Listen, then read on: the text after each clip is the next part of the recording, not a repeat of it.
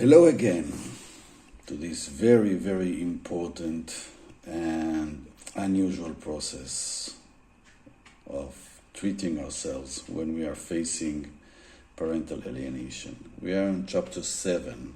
Chapter 7 begins part 3. In part 3 there are 3 chapters. And part 3 is titled Hang On, You Must. And although it may sound quite reasonable, we have to discuss it. We have to take a good look at what happens when you are being stolen from, when things are taken from you, when unfair circumstances are what you need to live with right now, when your children are heavily influenced with direct and indirect wrong information about you and about life and about family, and eventually everything sums up to parental alienation, and you right now are the victim. And many times it happens that the people who are the victim make the mistakes that keep them even more in a victim state and worsen the situation. Their rage is justified. Their frustration is understood.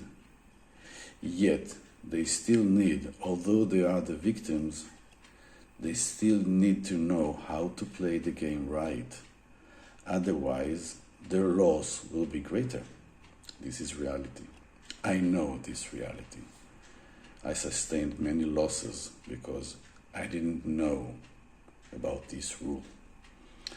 And so the title of this chapter is Be Careful of Your Justified Rage. It may not serve your purposes. Now, listen to what I'm saying. I'm saying that your rage is justified. Something bad is taking place. It's not good for anyone. It hurts you. It hurts your children. It hurts their present as well as their future. You see it, and there are no many things you can do right now before you get better, before you are more balanced, before you sustain the wrong things that are being done here, because it's not just about to be right. It's not about justice. This was my major mistake.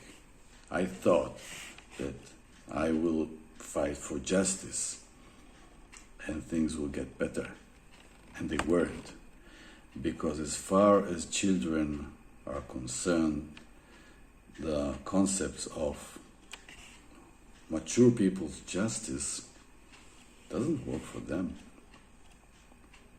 They are children. They are young people. They have other needs. They have other perspectives on life. They don't see things the way we see.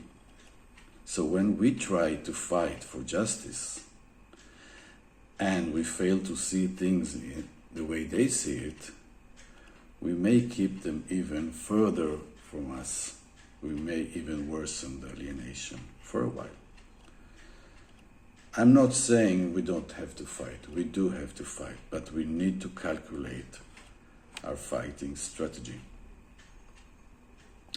We may not need our rage to lead us, although justified. We need to hang on.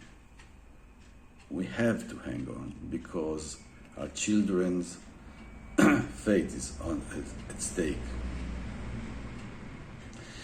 So, contain your anger. Your anger is good. We may want to leverage, to transform it into the right action, into the right creative strategy to bring your children back. And it will take time. And you will have to wait until the right and proper opportunity to make some new creative moves to help your children renew their emotions towards you. It's possible, because deep inside they know who you are. But if what they see is mainly very loud and scary war, if they hear you shout too much, if they hear you complaining too much about the situation, instead of using everything you can to demonstrate that you are a caring and loving and patient father, then you don't do the right work for them. So this is what they need from you. This is what you need from you. Okay, we are just on chapter 7. And later we're going to acquire more and more tools to respond, to influence, to create the atmosphere in which our children can heal and return to the more healthy state in which they see both parents as desired and needed and legitimate. Okay? We're going to do it. But this is your primary tool. They need to see you balanced as much as possible. They need you balanced because they are not in a balanced state. If they were taken from you, they don't experience balance. They experience something that is polarized. Only one parent is good, other parent is bad. So if you want to inspire them to return to the balanced state in which there are two caring parents, two legitimate parents, you need to balance yourself. And I'm saying it in the third or fourth time. There is no doubt about the legitimacy of your anger. A kind of emotional crime was done against you. You have all the reasons to be angry. But we want to win this crisis. And winning this crisis is not about justice. It's not about being the one who says the right thing. It's about being the one who does the right thing.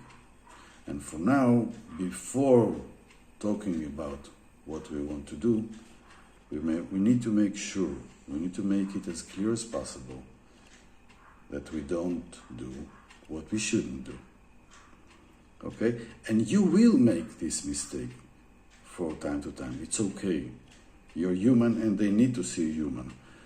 But do your best to be careful. To be careful with this natural reaction of rage, anger, need to retaliate. I know I referred to this also before, but now this is the focus. You need to hang on because their hearts and your heart can mend the situation. There is a great potential for transformation here. Otherwise, I wouldn't tell you this.